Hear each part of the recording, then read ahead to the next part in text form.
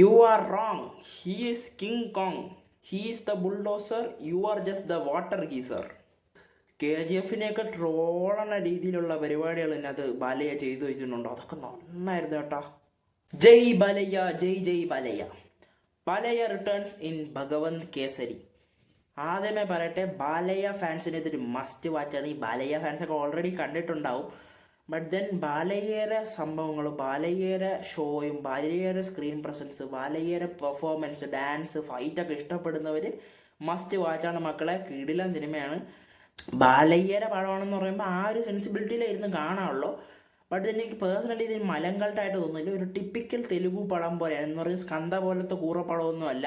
പുള്ളിയുടെ വീരസിംഹ റെഡ്ഡിനെ ഞാൻ കുറേ ട്രോൾ ചെയ്തിട്ടുണ്ട്. പക്ഷേ പേഴ്സണലി മലങ്കൾട്ട് എന്ന രീതിയിൽ ഞാൻ അത് ആസ്വദിച്ച പടമാണ്. ഇത് മലങ്കൾട്ടല്ല, ഇറ്റ്സ് എ പ്രോപ്പർ തെലുഗു പടം. പിന്നെ ഇതിനകത്ത് കുറേ സ്പൂഫടികളുണ്ട്. ലിറ്ററലി ഐ ഡോണ്ട് കെയർ എന്നാണ് ഈ സിനിമയിലെ ഫുള്ള് ഡയലോഗുകൾ പറഞ്ഞത്. കിടിലൻ ഡയലോഗുകൾ, സൂപ്പർ ഇമ്പാക്റ്റ്ഫുൾ. സെൽഫ് ട്രോള് വരെ ചെയ്യുന്നുണ്ട് ബാലയ്യ. പിന്നെ ബാലയ്യ ഇതിനകത്ത് ക്ലീഷേ ബ്രേക്കിംഗ് കുറേ സീനുകൾ അഭിനയിച്ചിട്ടുണ്ട്. പിന്നെ പുള്ളിയുടെ ഒരു ടിപ്പിക്കൽ ബാലയ്യ കുന്തളിപ്പല്ല ഈ സിനിമയ്ക്കകത്ത്.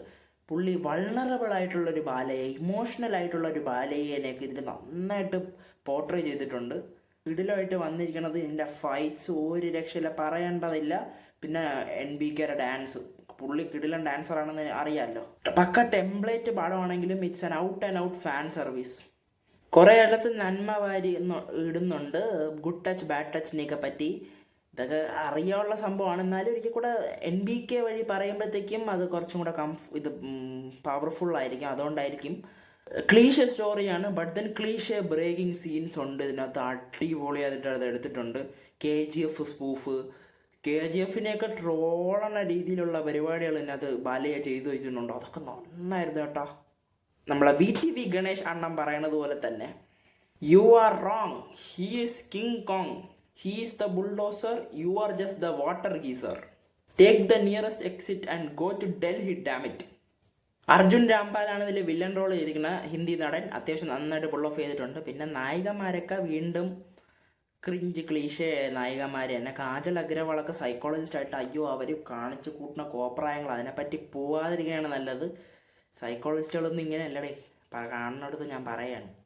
പിന്നെ ശ്രീലീല, ഇപ്പം ശ്രീലീല എല്ലാ തെലുങ്ക് സിനിമകളിലും ഉണ്ട്. സ്കന്ദയിലുണ്ടായിരുന്നു ദറ്റ് ആവറേജ് നായികയില്ലേ, അതേ ശ്രീലീലയാണ് ഇതിൽ പുള്ളിയുടെ മോളായിട്ട് വരുന്നത്. പക്ഷേ ശ്രീലീല അത്യാവശ്യം കൺവിൻസിങ് ആയിട്ട് ഇതിൽ പെർഫോം ചെയ്തിട്ടുണ്ട്. കാജൽ അഗ്രവാൾ ഭയങ്കര ഓവറായിരുന്നു.